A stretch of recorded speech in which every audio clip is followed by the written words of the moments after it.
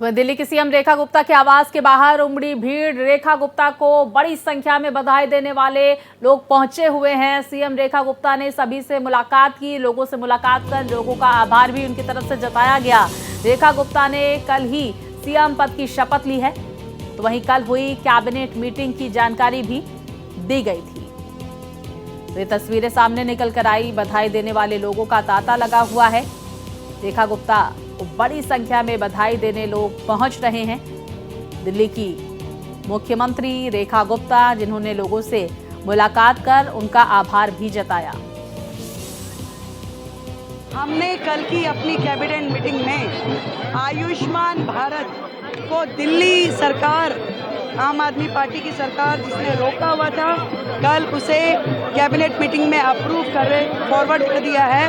और बहुत जल्द आयुष्मान योजना जो फैमिली वाला है और जो सीनियर सिटीजन 70 साल वाला है, पब्लिक डोमेन में आ जाएगा और लोग उसका लाभ ले सकेंगे। आज हमने पीडब्ल्यूडी के अधिकारियों को और जल बोर्ड के अधिकारियों को बुलाया है, जिनके साथ मेरी मीटिंग रहेगी। पूरी कैबिनेट उनके साथ बैठेगी और सभी कामों की समीक्षा करते हुए जो गड्ढे सड़क वाले हैं या सड़कों में गड्ढे हैं और गड्ढों में सड़क है, उस विषय को आज हम सीरियसली टेक ओवर करेंगे। और विस्तार से जानकारी के साथ मेरे सहयोगी मोहित हमारे साथ जुड़ गए हैं। मोहित, देखिए कल से ही रेखा गुप्ता कैबिनेट शपथ लेने के बाद से ही एक्शन मोड में नजर आ रही है और हमने प्रतिक्रिया भी रेखा गुप्ता की सुनी। उनका ये कहना था कि आज पीडब्ल्यू विभाग और साथ ही जल विभाग को बैठक के लिए बुलाया गया और इसी पर आज हम काम करेंगे।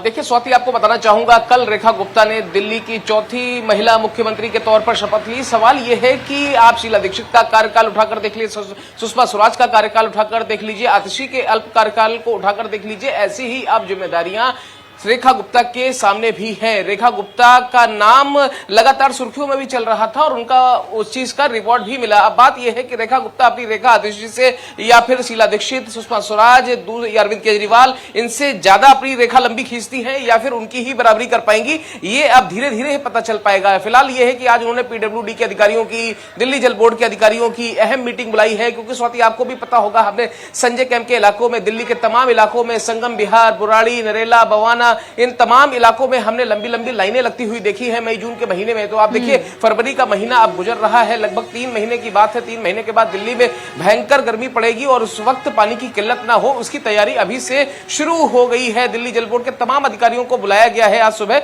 और एक बड़ी बात यह है कि दिल्ली में कई सौ मैं कहूंगा कि कई 100 किलोमीटर, यानी कि थोड़ा बहुत नहीं है, लगभग ये आंकड़ा बहुत किलोमीटर में है।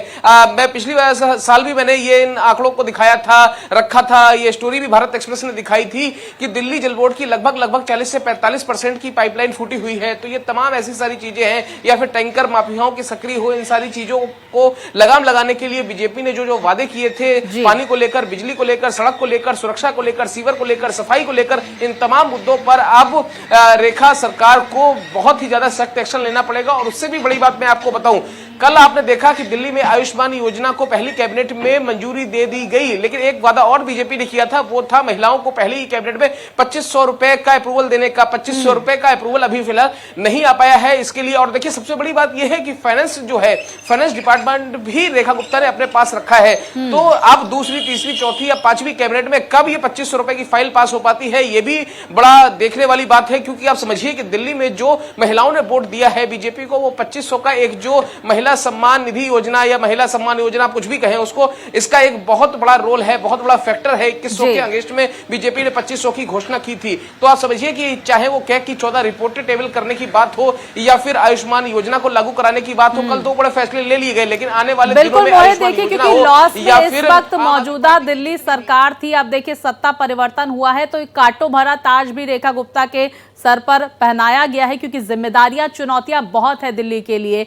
वादे दावे भी भारतीय जनता पार्टी की तरफ से बहुत किए गए, लेकिन इन वादों को कैसे अमली जामा पहनाया जाएगा ये भी महत्वपूर्ण होता है। लेकिन फिलहाल क्योंकि डबल इंजन की सरकार है, ऐसे में दिक्कतें नहीं होंगी और चैलेंजेस भी बहुत सारे, जिस बात का हम जिक्र कर रहे हैं। आपने शीला दीक्षित का नाम लिया। शीला दीक्षित अब तक की सबसे ज्यादा वक्त तक शासन करने वाली मुख्यमंत्री हैं। पूरे अगर देश की अगर हम बात करें, 15 15 साल से ज्यादा वक्त उन्होंने लगाए हैं दिल्ली के विकास के लिए, और वो नजीर के तौर पर भी जो है ली जाती है कि उनकी तरफ से जिस तरह से हाईवे का फ्लाईओवर्स का हाईवे का जाल बिछाया गया था दिल्ली में, ये भी एक महत्वपूर्ण है। इस पर भी मुझे लगता है कि रेखा गुप्ता और बीजेपी सरकार ध्यान देंगी। और साथ ही साथ यमुना की सफाई एक महत्वपूर्ण मुद्दा, प्रदूषण का मुद्दा बेहद महत्वपूर्ण मुद्दा, इन सब पर अभी से ही मुझे लगता है कि भारतीय जनता पार्टी काम करती हुई नजर आएगी। कल हमने वो तस्वीरें भी देखी जब यमुना मां का पूजन अर्चन करते हुए वहां पर नजर आ रही थी रेखा गुप्ता। देखिए स्वाति, कल हमने वो तस्वीरें देखी, पूरे देश ने वो तस्वीरें देखी। उससे पहले भी दिल्ली में वासुदेव घाट पर यमुना की आरती का काम शुरू हो गया है। यमुना के घाटों पर, वासुदेव घाट पर मैं देख रहा था तस्वीरें कि वहां पर आरती की गई। उससे भी ज्यादा अब जरूरत है यमुना में, क्योंकि आप समझिए दिल्ली के कई सारे एसटीपी ऐसे हैं जो बंद पड़े हैं, खराब है और सही से ट्रीटमेंट हो नहीं पा रहा है। और जितना आप देखिए, जितने हानिकारक तत्व, जितनी सारी चीजें दिल्ली में खासतौर पर वजीराबाद से लगाकर आप देखिए ओखला और आगे तक मैं कहूंगा, ये जो 10 से 15 किलोमीटर का पैच है, ये जितनी यमुना यहां पर प्रदूषित होती है उतनी यमुना कहीं पर प्रदूषित नहीं होती है। जब हरियाणा के रास्ते आप देखिए यमुना की एंट्री वजीराबाद में होती है तो उस वक्त तक जल स्वच्छ होता है। तो आप समझिए कि कई गैलन हम देख रहे हैं कि स्वच्छ पानी की बात हो या फिर यमुना की सफाई की बात हो, यही वो एक ऐसा मुद्दा है जिसको लेकर आम आदमी पार्टी, बिल्कुल मोहित, और यही वजह है कि आज पहले, जब अगर देखा जाए कल के बाद पहले दिन अगर हम करें, या तो ये कह सकते हैं कि पद और गोपनीयता की शपथ लेने के बाद दूसरे दिन जल बोर्ड और साथ ही साथ पीडब्ल्यूडी विभाग की बैठक बुलाई जा रही है। आज क्या निर्णय लिया जाता है ये भी देखना महत्वपूर्ण होगा। मोहित, जानकारियों के लिए आपका बहुत शुक्रिया।